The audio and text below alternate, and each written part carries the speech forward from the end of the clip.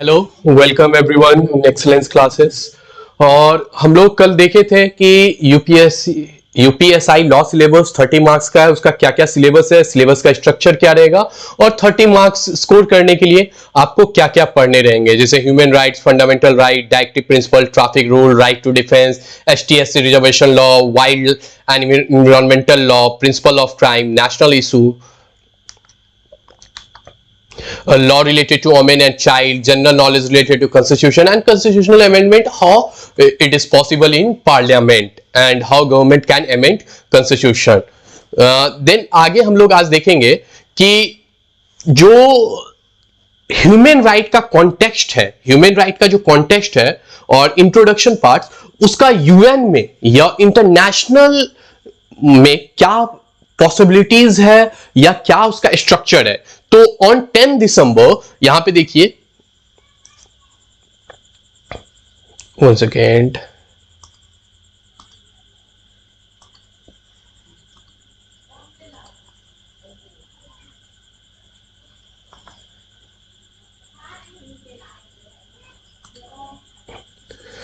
On 10 December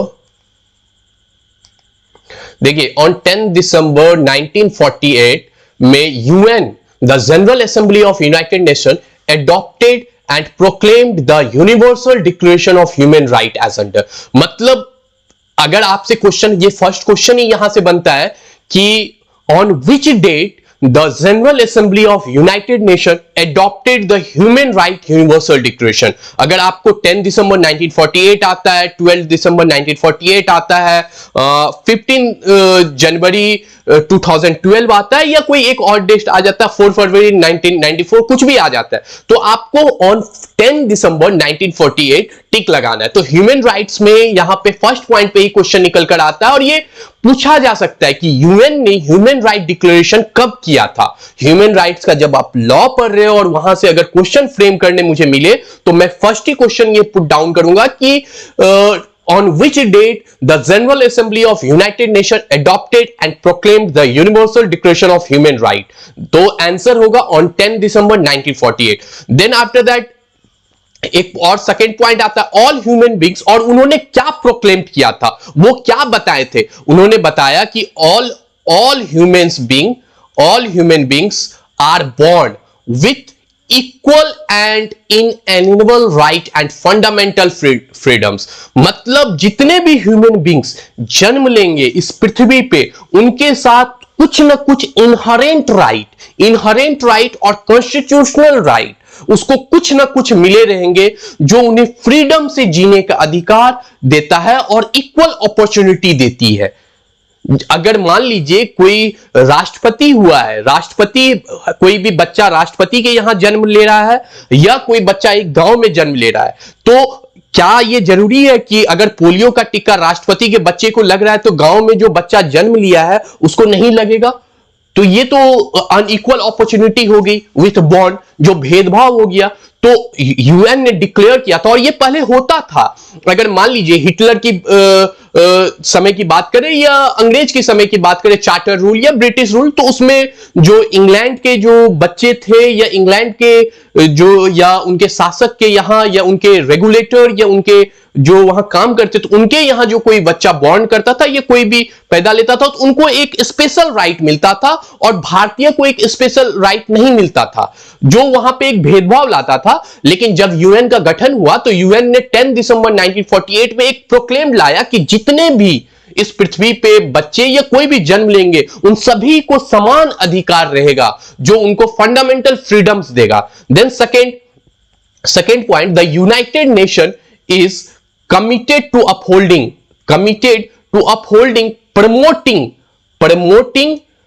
protecting the human rights of every individual। मतलब कि UN जो है आपके प्रति निष्ठा रखता है और वो कमिटेड करता है कि आपको जितने ह्यूमन राइट्स है उसका प्रोटेक्ट हो, प्रिजर्व्ड हो और उसको बढ़ावा दिया जाए, ताकि कोई भी इंडिविजुअल अपने ह्यूमन राइट से वंचित ना रहे।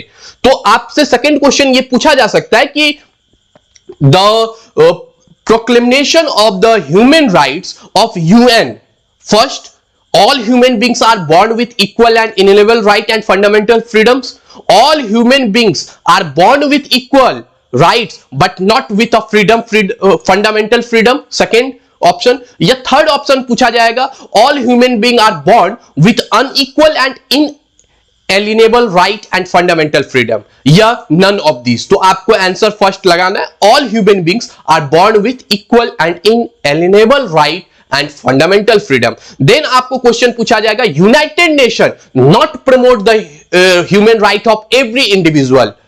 this statement is right or this statement is wrong, or this statement is partial right or partial wrong, और नन ऑफ दिस. तो आपको ये हमेशा याद रखना कि यूनाइटेड नेशन जो है, इस पृथ्वी में जितने भी लोग पैदा लिए हैं, इस पूरे ब्रह्मांड का तो नहीं बोल सकते, लेकिन अर्थ में जितने भी लोग हैं, उसका जो इंडिविजुअल का जो ह्यूमन राइट है उसको वो प्रमोट करता है और प्रोटेक्ट करता है. और नेक्स्ट क्वेश्चन अगर आपसे पूछा जा सकता है तो ह्यूमन राइट से, तो ये भी क्वेश्चन आपसे पुट डाउन किया जा सकता है कि the function of united nation regarding human rights are as following: promoting but not protecting the human rights of every individual, promoting and protecting the human rights of US people, promoting and protecting the human right of only one the members nation. जो United nation के members है सिर्फ उन्हीं का वो promote और protect करता है, और जिनको मतलब यूएन ने देश की दर्जा नहीं दिया या यूएन के जो मेंबर नहीं है उनको, उनके राइट्स को, ह्यूमन राइट्स को वो प्रोटेक्ट और प्रमोट नहीं करेगा. तो ये हमेशा याद रखना है, यूनाइटेड नेशन कमिटेड है सभी इंडिविजुअल के लिए, एवरी इंडिविजुअल के लिए वो कमिटेड है कि उसको प्रमोट करेगा ह्यूमन राइट्स को और प्रोटेक्ट करेगा. Not restrict only to its member nation. United nation के सिर्फ जो मेंबर नेशन है सिर्फ उसी के ह्यूमन राइट को वो प्रोटेक्ट नहीं करेगा, वो सभी को करेगा. जैसे मैं आपको एक बात बताता हूं, यूनाइटेड नेशन जैसे तालिबान में हमला हुआ था और अफगानिस्तान में शांति प्रस्ताव लाना था और शांति बहाल करना था, तो यूनाइटेड नेशन ने यूएस को पावर दिया था और वीटो पावर देकर यूएस को बोला कि आप अपना सैनिक वहां उतारिए ताकि वहां जो ह्यूमन राइट्स का जो वायलेशन हो रहा है उसको वहां रोका जा सके. देन आफ्टर दैट इस रेजोल्यूशन, यूनाइटेड नेशन में जब ये रेजोल्यूशन पास हुआ, देन आफ्टर दैट यूएस ने वहां पे अपना सैनिक उतारा और वहां पे ह्यूमन राइट्स को बहाल किया. और जनरली अगर मान लिया जाए कि अफगानिस्तान आज यूएन के जो मेंबर्स है वहां से हट जाता है, वहां से बाइकआउट कर लेता है यूएन में, या मान लीजिए कि ताइवान को बहुत सारे देशों ने यूएन ने तो मान्यता दिया ही, लेकिन उनके बगल वाले चाइना कंट्री उनको नेशन नहीं मानते हैं और वो खुद ही बोलते हैं कि Taiwan is a part of the China. अगर आप फॉरेन पॉलिसी पढ़ेंगे तो वहां पे चाइना का जब फॉरेन पॉलिसी पढ़ेंगे तो वहां पे फॉरेन पॉलिसी ताइवान के लिए अलग है. तो ताइवान के लिए जब अलग है तो यूएन ने जब चाइना की बात आती है तो चाइना वीटो पावर लगाकर ताइवान को यूनाइटेड नेशन का कुछ दिन तक मेंबर नहीं बनने दिया था. शायद आई थिंक अभी मेंबर्स उसको देश की दर्जा दे दी गई है, यूनाइटेड नेशन दे दी गई है, लेकिन ताइवान उसका चाइना उसका हमेशा विरोध ही करता है. तब वहां पे जब चाइना ने जब उन पर अटैक करना चाहा तो यूएन ने उस पर टांग अड़ाया और बोला कि आप ऐसा नहीं कर सकते हो क्योंकि UN is committed to upholding, promoting and protecting the human rights of every individual. Then this commitment stems from the United Nations Charters. United Nations Charter, यहां पे चार्टर का मतलब होता है, चार्टर एक लीगल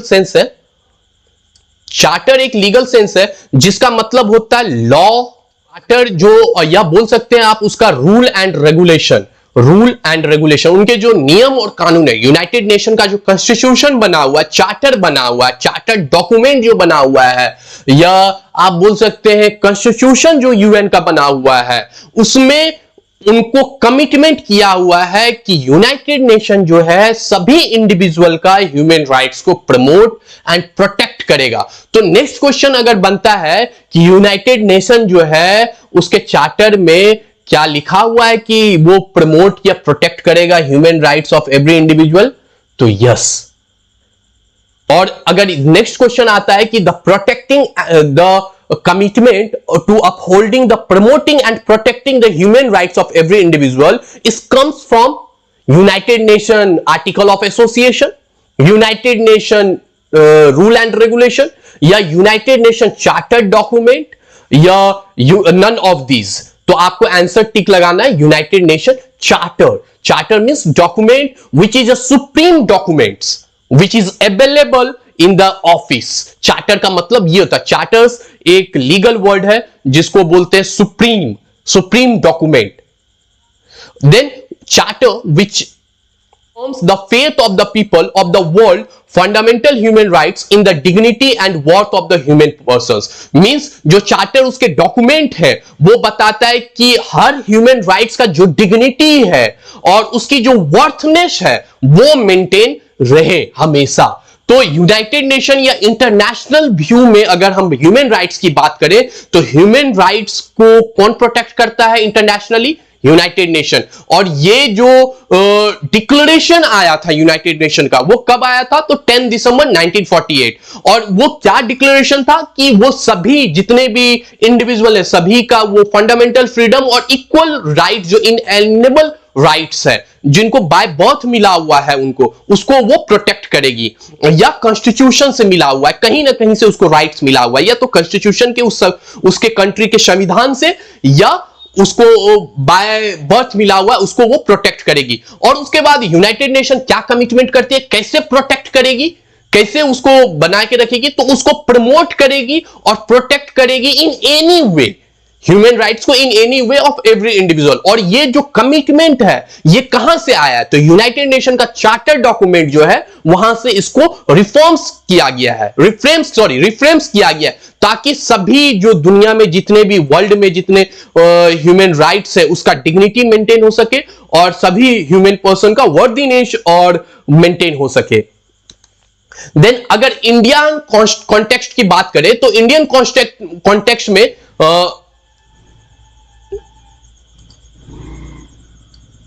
इंडियन कॉन्टेक्स्ट में बात करें तो इंडियन कॉन्टेक्स्ट में हमें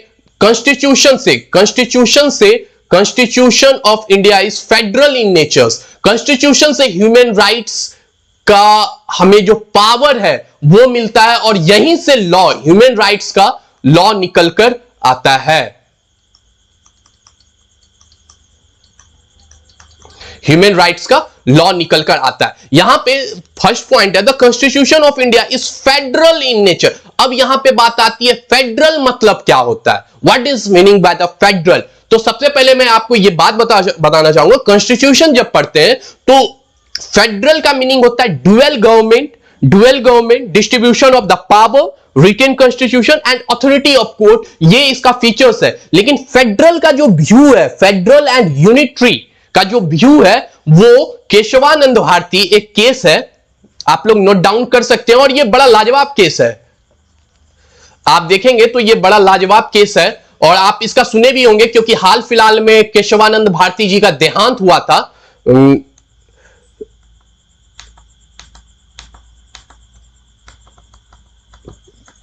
मैं आपको केशवानंद भारती के बारे में बताता हूं. केशवानंद भारती जी का फेडरल का जो नेचर है ये सुप्रीम कोर्ट ने बताया था. किस केस में डिसाइड किया था? Keshavananda Bharati versus state of Kerala. और किस ईयर में बताया था ये पूरा डिसाइड हुआ था? 1973 में. सुप्रीम कोर्ट का जजमेंट है 1461. सुप्रीम कोर्ट का जजमेंट है. इस केस में Keshavananda Bharati versus state of Kerala के केस में बताया गया कि Constitution of India is federal in nature and the basic structure of Indian Constitution is federal, not a unitary. अगर फेडरल की बात करें तो फीचर्स फेडरल का क्या क्या है, क्योंकि ये सब आपके क्वेश्चन में पूछा जा सकता है. क्योंकि ह्यूमन राइट्स का जो इंडियन कॉन्टेक्स्ट है और उसका बोल सकते हैं कि बीज यही फेडरल नेचर से ही आता है, तभी हम ह्यूमन राइट्स को प्रोक्लेम कर सकते हैं इंडियन में. तो features of features of federal nature. Federal natures. First, dual government. Dual government means dual government रहेगा और दोनों का जो अथॉरिटी है वो अलग अलग रहेगी. Means state and central government एक रहेगी और central government and state government. Central government central पे कमांड करेगी और स्टेट गवर्नमेंट अपना एक इंडिविजुअल स्टेट पे कमांड करेगी. Next distribution of power. Distribution of power. Second, distribution of power. Power का बंटवारा होगा. मींस पूरी पावर सेंट्रल गवर्नमेंट को ही नहीं रहेगी और ना ही पूरी पावर स्टेट गवर्नमेंट को रहेगी. लेकिन कुछ केस में सेंट्रल गवर्नमेंट के पास स्पेशल पावर होती है. ये जब हम इंडियन पॉलिटी पढ़ेंगे. और सेंट्रल गवर्नमेंट इसका यूज करती है राष्ट्रपति शासन लगाने में, प्रेसिडेंट रूल लगाने में यूज करती है. प्रेसिडेंट रूल या इमरजेंसी रूल लगाने में इसको यूज करती है. जिस तरह इंदिरा गांधी ने किया था उसी तरह ये सेंट्रल गवर्नमेंट करती है. लेकिन वो कुछ एक्सेप्शन केस है, जनरल एक्सेप्शन केस है. लेकिन यहां जो पावर का जो डिस्ट्रीब्यूशन है फेडरल नेचर्स में वो ये है. और then after that written constitution है, not easy to amend constitution है, अथॉरिटीज ऑफ कोर्ट है. ये सारे फेडरल नेचर्स के फीचर्स हैं. तो आज हम यहीं तक रहने देते हैं. नेक्स्ट क्लास में हम लोग आगे डिस्कस करेंगे कि क्या इसका और व्यू है इंडियन कॉन्टेक्स्ट में और क्या आगे हम लोग देख सकते हैं. तो बने रहिए हमारे यूट्यूब चैनल में. Advance thank you for like and subscribe. और इसी तरह के अपडेट और नॉलेज रिलेटेड वीडियो पाने के लिए लाइक करिए, सब्सक्राइब करिए और पूरे वीडियो को अंत तक देखिए. मैं देख रहा हूं कि पूरे वीडियो को आप लोग अंत तक नहीं देखते. अगर आपको 30 मार्क्स स्कोर करने तो हमारे सीरीज को पूरे अंत तक देखिए. Thank you everyone. Thank you.